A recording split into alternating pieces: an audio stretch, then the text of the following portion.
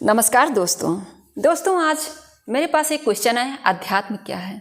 देखो, अध्यात्म वह है कि जिस लिए आपका जन्म हुआ, सबसे पहली लाइन समझिए, जिस लिए आपका जन्म हुआ है उसकी खोज करना, स्वयं की खोज करना। लेकिन यहाँ भ्रम लोग फैला देते हैं, वो सोचते हैं सब कुछ छोड़ छाड़ के भाग जाओ, उठाओ कमंडल, जंगल में चले जाओ और भजन करना शुरू कर दो, बस यही अध्यात्म है। आप नेट पर केवल इतना सर्च करें कि वे कितने महापुरुष हैं जिनके परिवार थे, उनके पास परिवार था, उसके बावजूद वो मोक्ष को लास्ट में प्राप्त हुए हैं। इसका मतलब यह नहीं कि आप परिवार को छोड़कर भाग जाएं, पेरेंट्स ने आपको बड़ा कर दिया, बस वो आप इतने बड़े स्वार्थी हो जाएं कि आप निकल जाएं घर द्वार छोड़कर। ये सब नहीं है। देखो, साइंस और अध्यात्म सभी को आपको लेकर चलना पड़ेगा।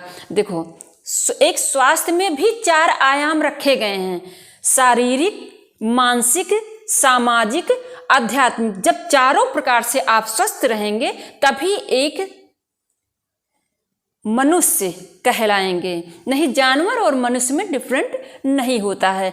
आप यह देख लीजिए, आप बड़े जो है महापुरुषों ने बहुत पहले से ही दर्शा रखा है, मैं तो नहीं जानती हूँ। भगवान शिव का जो है परिवार दर्शाया गया है, भगवान विष्णु का परिवार दर्शाया गया, भगवान ब्रह्म का परिवार दर्शाया गया है। यहाँ तक कि सबसे बड़े योगी राजा जनक जी, जो कि वेद व्यास को आप जानते होंगे, वेद व्यास के पुत्र शुक्र, उनको वो नहीं समझा पाए तो जो है राजा जनक जी के पास उन्होंने भेजा कि जाओ, वो तुम्हारे प्रश्नों के हल दे सकेंगे। तब उनको संतुष्टि मिली, शुक्र को राजा जनक जी से संतुष्टि मिली, जबकि वो कौन थे? वो राजा थे। तो इन सब के विषय में आप सर्च करके स्वयं से पढ़िए, तब समझिए कि आखिर अध्यात्म क्या है।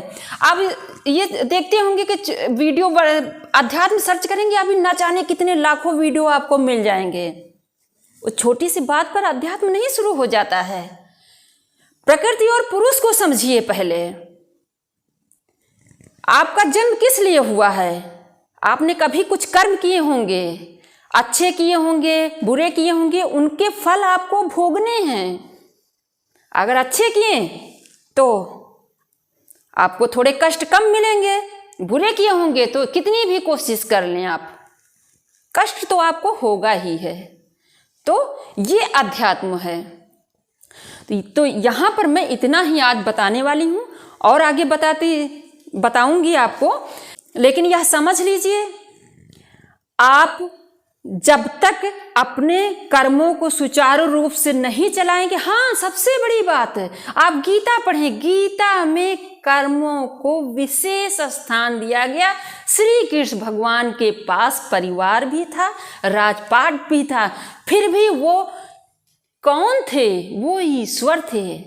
तब आप क्यों भाग रहे हैं? अगर आप भाग रहे हैं तो आपके अंदर कायरता है, आलसपन है, इन्हीं सभी कारणों के, तो आप योगी नहीं बनेंगे। ना आप योगी के लायक रह जाएंगे, ना ही संसारिक के लायक रह जाएंगे, यानी संसार भी आपसे छूट जाएगा और योग मार्ग में भी आपको कुछ नहीं मिलेगा, मोक्ष भी आपको नहीं प्राप्त होगी। तो आपको अगर एक बार में यह वीडियो नहीं समझ में आ रहा, दोबारा रिपीट करके देखना, एक एक शब्द को समझना। तब तक के लिए धन्यवाद दोस्तों।